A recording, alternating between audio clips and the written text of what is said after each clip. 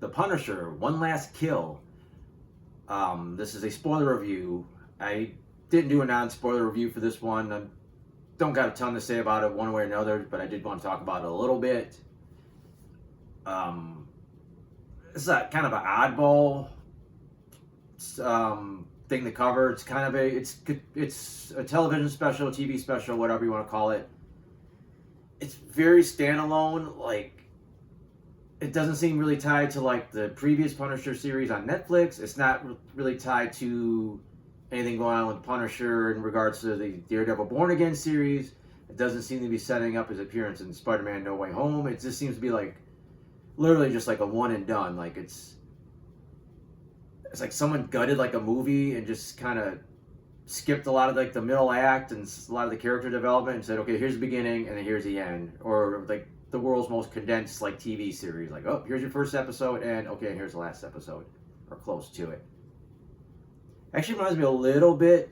There was a fan film called Dirty Laundry that had the Thomas Jane version of the Punisher, like unofficially, and it's kind of had a vibe of that, but obviously much longer. I'd give this I'll give it a 2.5 out of 5. Just, it was slow in the beginning, like too slow. Like I appreciate, you see Frank training and busting his ass trying to stay like focused on his mission, but then it gets his PTSD is kicking in, so he's seeing people that are dead and not there anymore, like fellow soldiers, which is fine. That didn't bug me, but it just kind of kept going on, and you don't really know what Frank's real mindset is. He's just kind of having these hallucinations, and he kind of looks like he's done. He's cutting his Marine tattoo on his chest, and then he walks, I guess, one last thing of coffee. He's planning on killing himself in the cemetery, and he backs out of it. And it's just, I don't know, just was lacking something. It wasn't that interested. I'm like, okay, I don't know, it just wasn't doing it for me. It just, I don't want to say it was a bad story. It just was like, okay, it was just meh. And then Manucci shows up, and she basically tells him there's a bounty on his head, so you get kind of a John Wick vibe, and says basically everyone's going to come to his apartment and try to kill you. And then the rest of the short TV special, which is about a little less than 50 minutes, I think it's 50 minutes with like credits. Like most of the second half is just Frank ruthlessly killing like every guy that comes after him, which is where it really picks up. Like there's a lot of satisfaction in Frank taking these dudes out, like just, I don't want to say seamlessly, but just efficiently, like grabbing whatever weapons he can, taking their weapons, like he didn't even start off with a weapon of his own, and just taking what he needs and just efficiently taking these dudes out and very violently.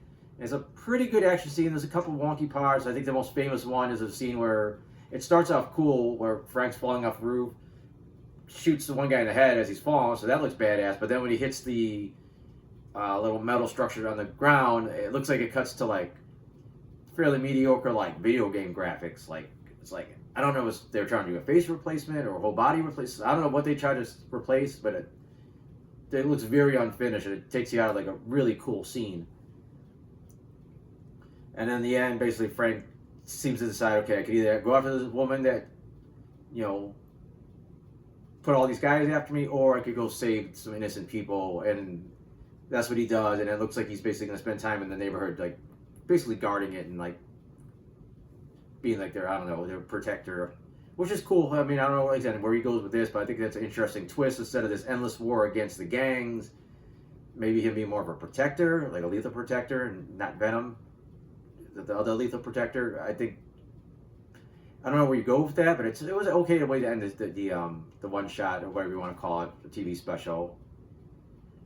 Can't really say too much about the other actors. Like, people just are kind of there. Again, it feels like if this was a full-on movie, you're going to really get to know his neighbors better, and everyone else, all the other people in the apartment, so you would feel bad if they got taken out, or, you would cheer if he would save them, but there's none of that. Just a bare minimum establishment, like, okay, he should be protecting these people. The only other confusing thing, it feels like this doesn't seem to fit in anywhere in continuity. Like, it doesn't feel like it's like after his series, but before Daredevil. It doesn't feel like it takes place after Daredevil season 2, where we last saw him. And it's like, in my opinion, the way it seems like it would make the most sense would be before Daredevil Born Again season 1, like,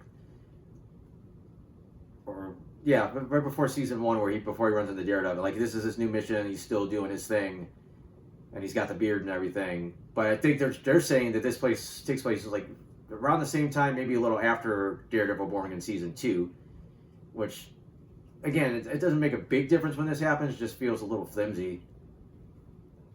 But I guess that's about it. I just wanted to kind of roughly talk about it. It's like I said, the beginning's a little slow, and it's like he's acting his ass out. You know, John Bernthal is phenomenal in the role as always. I mean, he completely commits to it. He even let himself get like lit on fire apparently for one of the stunt scenes. So he's doing his damnedest with the acting in the beginning. It wasn't that. Just wasn't doing it for me for whatever reason. Like just the story. But once it kicks the action mode, you're completely invested for like the rest of the the short. And then I think the ending was fine. It doesn't really, like I said, doesn't really set up where he goes from here, but it was like, okay, like we never see the Punisher again. I'm like, okay, that was a cool way, cool way to finish things. Which was why it probably reminded me of the Dirty Laundry fan film, where there's a similar vibe to that. But again, that's about it. I have some movie reviews and TV show reviews that I do. I also got a comic strip that I do. I got all that stuff over at soundandbettermyhead.com, so if you want to check any of that stuff out, that'd be sweet. And on that, thanks for watching.